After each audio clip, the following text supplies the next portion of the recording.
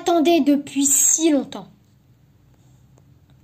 Le télescope spatial James Webb, imaginé en 1989, va enfin être lancé pour remplacer son petit ancêtre Hubble, qui va, lui par contre, terminer sa mission cette année-là. James Webb aurait dû déjà être lancé en 2000. Il a été repoussé parce qu'il n'a pas été fini complètement. Ensuite, on a décidé de le prévoir le 18 décembre de cette année. Il a été repoussé à cause, oui, encore des mauvais... on devait encore faire des changements. Le 19 décembre, encore. Le 20 décembre, non. Le 21, non. Le 22, non. On a décidé de le pousser au 24. Mais les conditions météorologiques n'étaient pas très bonnes.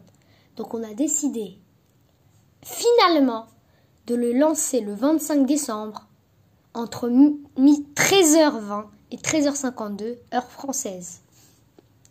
Il va être lancé de Cordoue en Guyane avec une fusée Ariane 5. Il va être décollé,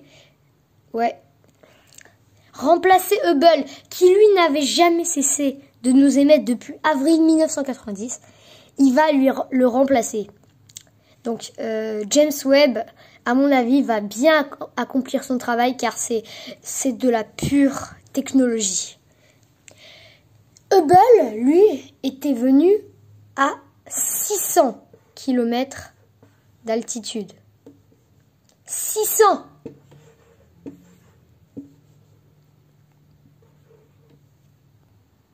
Alors que James Webb, il va étendre sa course peut-être jusqu'au Soleil. Environ 1,5 million de kilomètres environ. Peut-être s'il va vraiment jusqu'au Soleil, jusqu'aux 150 millions de kilomètres.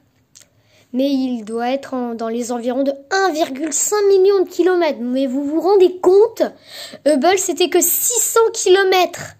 James Webb, on va obtenir plus de données grâce à lui. Reste à prévoir. Voilà. Donc, fin d'Hubble et début de James Webb.